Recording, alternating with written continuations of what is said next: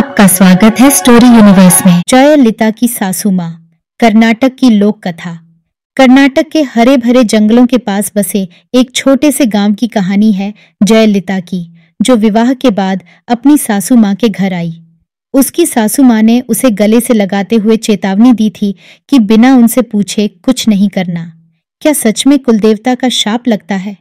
जब जयललिता की सासू माँ का निधन हो गया तो वह अपनी इस चुनौती का सामना कैसे करेगी?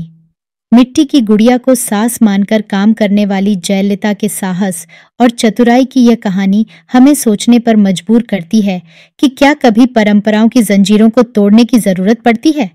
जब जंगल की रात में चोरों से सामना होता है, तब जयललिता की सूझबूझ उसे कैसे बचाती है? यह कहानी हमें सिखाती है कि कभी कभी हमारे अंदर छिपा साहस ही हमारा सबसे बड़ा सहारा होता है। तो चलिए शुरू करते हैं। कई वर्ष पहले की बात है। कारापुर जंगल के पास वाले एक गांव में जयललिता रहती थी।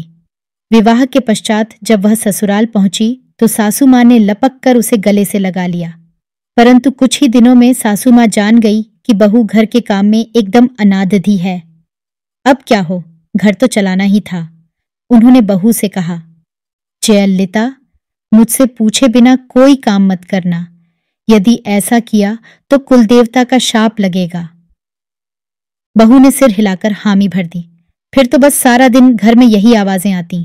माँ जी, कद्दू की सब्जी बना लूं? आटा कितना पीसना है? भैंस को चारा कब देना है? मैं बाल बांध लूं? लौटे से पानी पी लूं आदि। कुछ दिन तक सब ठीक ठाक चलता रहा। एक दिन मामूली से बुखार में सासू माँ चल बसी। अब क्या हो सकता था? जयललिता ने दिमाग लगाया और मिट्टी की सुंदर गुड़िया बनाई। उसी को वह सास मानकर घर का कामकाज करती। कोई भी काम करने से पहले वह मूर्ति से अवश्य पूछती। उसके पति मल्लन्ना ने भी कभी कुछ नहीं कहा। एक दिन जयललिता मूर्ति को अपने साथ बाजार ले गई। सामान की खरीदारी से पहले सासू माँ की आज्ञा भी तो आवश्यक थी।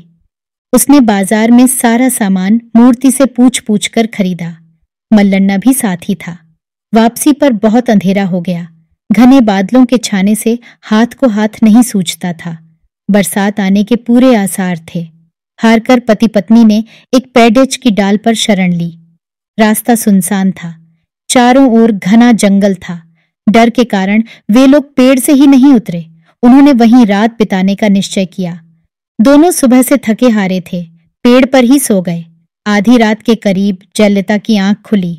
उसे याद आया कि उन दोनों ने तो कुछ खाया ही नहीं। अवश्य ही मल्लन्ना को भी भूख लगी होगी। पोटली में 5 लड्डू थे। आदत के अनुसार उसने मिट्टी की सासू माँ से पूछा, भूख तो जोरों की लगी है, मैं 2 खा लूं, इन्हें 3 दे दूं?